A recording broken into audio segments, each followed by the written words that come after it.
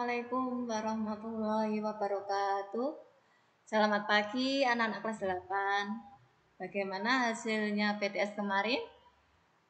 Jika ada yang nilainya belum tuntas dan yang sudah tuntas, di situ harus semangat belajar nggih.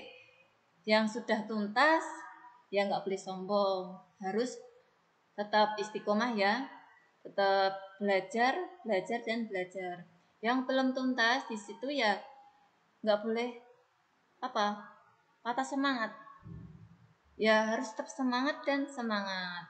Untuk nilai PTS kemarin itu nilai murni nggih, tidak ada nilai tambahan ulangan harian maupun tugas, itu tidak ya.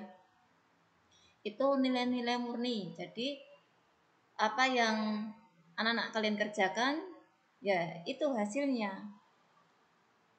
Terus di sini saya akan membahas bab 5 yang berjudul jiwa lebih tenang dengan banyak melakukan sujud.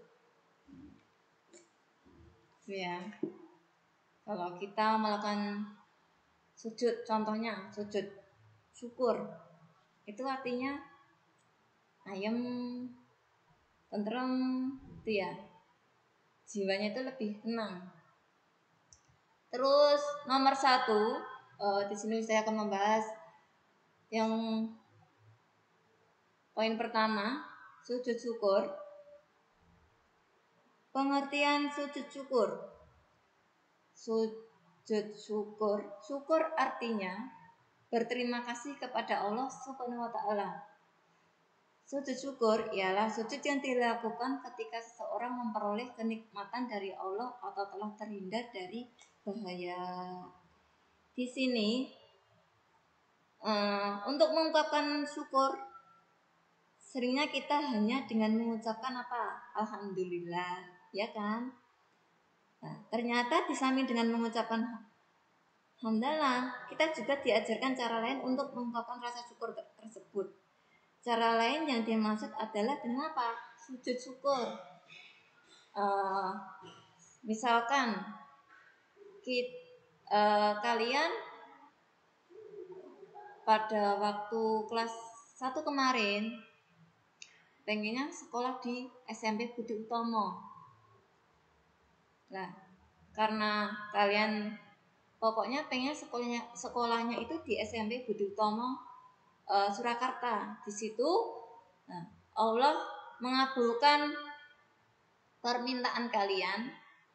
Nah, kalian saking senangnya diterima di SMP Budi Utomo Surakarta, akhirnya kalian melakukan sujud syukur. Sebagai apa? Sebagai berterima kasih kepada Allah. Bisa dengan mengucapkan Alhamdulillah. Atau terhindar dari bahaya. Maksudnya di sini apa? Misalkan si A mau berangkat sekolah atau mau berangkat dari pondok ke gedung SMP ini. Nah, tiba-tiba ada sepeda motor mungkin naiknya terlalu gasnya pol ya. Mungkin kalian kaget, di sana juga kaget. Nah, alhamdulillah si A tadi itu tidak kena sepeda motornya atau terhindar dari suatu kecelakaan. Nah, saking senangnya tidak terjadi kecelakaan. Nah, di situ bisa melakukan sujud syukur, atau si A tadi mengucapkan Alhamdulillah. Itu spontan ya. Seperti nanti anak-anak, misalkan kalian pengen mendapatkan peringkat 1, sudah giat belajar, doa kepada Allah. Nah, akhirnya mendapatkan peringkat 1. Nah, saking senangnya kalian apa? Sujud syukur. Tuh. Terus B, dasar hukum sujud syukur adalah sunnah. Jadi dasar hukum sujud syukur itu sunnah ya.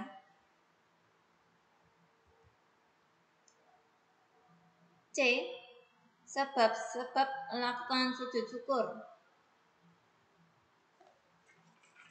Sebab-sebab melaksanakan sujud syukur. 1. Mendapatkan nikmat dari Allah Subhanahu wa taala.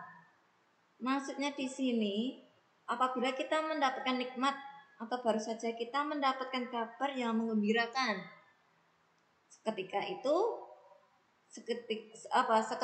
juga melakukan apa? Sujud syukur tanpa menunda-nundanya lagi.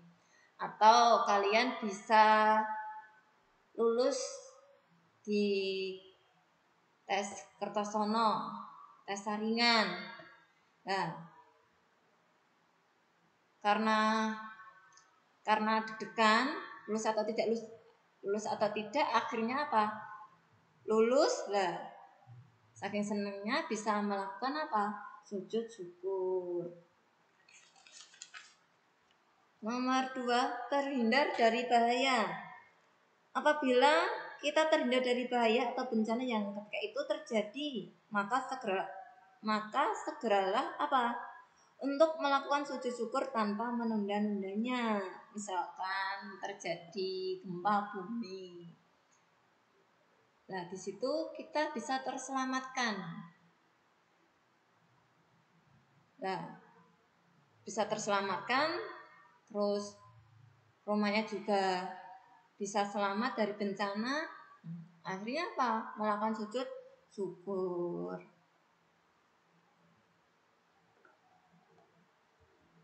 Terus hikmah sujud syukur. Hikmah sujud syukur itu apa? 1. Orang yang mendapatkan nikmat dan kelebihan, kalau tidak berhati-hati dapat lupa diri, sehingga menjadi angkuh atau sombong. Nah, ketika kita mendapat nikmat dari Allah, itu tidak boleh apa? Angkuh atau sombong ya. Terus orang yang melakukan sujud syukur akan terhindar dari sifat sombong atau angkuh tersebut. Jadi yang namanya nikmat itu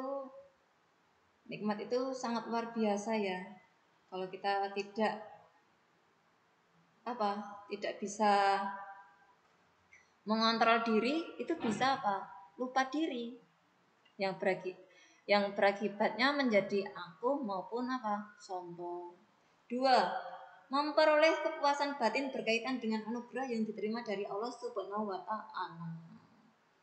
Kalau kita sudah melakukan sujud syukur, sudah mendapatkan kabar gembira maupun terhindar dari mara bahaya, itu merasa apa? Kepuasan batin berkaitan dengan anugerah yang diterima dari Allah itu apa? Pol nggih. Bisa puas. Terus nomor 3, merasa dekat dengan Allah sehingga memperoleh bimbingannya dan hidayahnya. Jadi kalau kita melakukan sujud syukur itu apa? Merasa dekat dengan Allah. Nomor 4, memperoleh tambahan nikmat dari Allah Subhanahu wa taala dan selamat dari siksanya. Itu hikmah sujud syukur. Jadi ya bagaimanapun kita berada, kalau kita mendapatkan kabar gembira, mendapatkan yang di situ anugerahnya yang besar ya, sesuai dengan keinginan kita, ya jangan lupa ya sujud syukur atau terhindar dari mara bahaya. Nah, di situ juga bisa melakukan sujud syukur. Terus nomor 2, sujud sahwi. A. Pengertian sujud sahwi. Pengertian sujud sahwi adalah sujud yang dilakukan karena lupa atau ragu-ragu di dalam sholat. Dilakukan setelah membaca tahiyat akhir sebelum salam. Jadi kalau kita sedang melakukan sholat 5 waktu, misalkan sholat zuhur, jumlah rakaatnya lupa atau ragu-ragu, itu bisa apa? Melakukan sujud sahwi. Jadi dilakukannya setelah membaca tahiyat akhir sebelum salam. Terus yang B, sebab-sebab sujud sahwi. Nomor 1, lupa meninggalkan salah satu rukun sholat seperti lupa melakukan rukuk, i'tidal atau sujud. Kalau kita lupa ya, tidak melakukan rukuk, i'tidal atau sujud lah, itu bisa melakukan sujud sahwi sebelum salam nggih. Terus nomor 2, lupa atau ragu jumlah rakaat. Mungkin pada waktu sholat itu ragu-ragu atau lupa. Tadi berapa ya lah. Alangkah baiknya melakukan apa? Sujud sahwi. Yang C, tata cara sujud sahwi.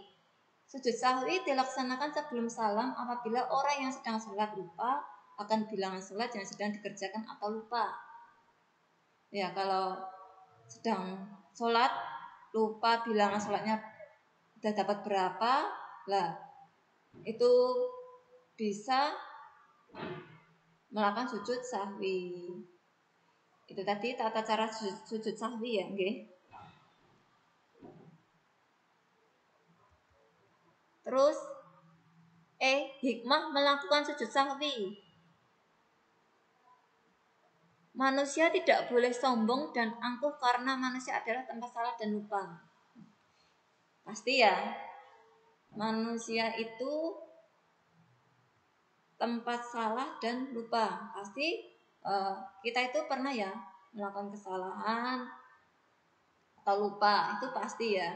Terus untuk selanjutnya, yang tidak pernah lupa hanyalah Allah Subhanahu wa taala. Yang tidak pernah lupa itu hanyalah Allah. Terus selanjutnya, orang yang berbuat salah, hilaf dan lupa harus segera memohon ampun. Ya, jika mempunyai salah, hilaf dan lupa harus segera minta ampun ya kepada Allah. Hikmah berikutnya adalah kita diajarkan untuk bisa memahami bahwa orang lain juga bisa salah. Jadi ya, kalau kita bermasyarakat di sekolah, yang namanya teman sekelas itu juga apa? Bisa salah. Jadi kalau ada teman yang salah ya apa? Bisa di situ ditegur dengan baik-baik. Jangan sampai marah-marah, itu nggak boleh ya. Ingatlah bahwa sifat takabur itu bisa terjangkit kepada siapa saja, kapan saja, dan di mana saja. Yang namanya sifat takabur itu bisa terjangkit kepada siapa saja ya. Entah cewek, entah cowok, entah pendiam, entah tidak. Nah, itu bisa apa? Menjangkit kepada siapa saja, kapan saja, dan di mana saja. Semoga kita dilindungi dari Allah, bisa menjauhi sifat takabur itu nggih. Nomor 3, sujud tilawah. Pengertian sujud tilawah. Sujud tilawah adalah sujud yang dilakukan karena membaca ayat-ayat sajadah dalam Al-Quran ketika sholat maupun di luar sholat. Baik pada saat membaca atau menghafal sendiri atau saat mendengarkan. Itu ya, pengertian sujud tilawah. Di Al-Quran ada nggih? B, sebab sujud tilawah. Nah, sebabnya apa? Karena pada saat membaca atau mendengarkan bacaan Al-Quran menemukan ayat-ayat sajadah. Adapun ayat-ayatnya di dalam Al-Quran berjumlah 15, yaitu nomor 1 Al-Quran surat Al-A'raf nomor surat 7 ayat 206, Al-Quran surat Ar-Ra'du nomor surat 13 ayat 15, nomor surat 13 ayat 15, Al-Quran surat An-Nahl nomor surat 16 ayat 49, Al-Quran surat Al-Isra nomor surat 17 ayat 109, Al-Quran surat Al-Haji nomor surat 22 ayat 18, Al-Quran surat Maryam nomor surat 19 ayat 58, dan seterusnya sampai nih Al-Quran surat Al-Alaq nomor surat 96 ayat 19. Ya, ini poin penting ya, anak-anak bisa mencatatnya. Ya dari awal tadi mencatatnya, dari yang poin-poin penting bisa apa? Dicatat. Hikmah melaksanakan sujud tilawah. Hikmahnya apa? Hikmahnya yaitu dijauhkan dari godaan setan, lebih menghayati bacaan dan makna Al-Quran yang sedang dibaca. Terakhir, mendekatkan diri kepada Allah. Itu tadi hikmah melaksanakan sujud tilawah. Cukup sekian materi dari Ustazah. Apabila banyak salah katanya, Ustazah minta maaf yang sebesar-besarnya. Wassalamualaikum warahmatullahi wabarakatuh.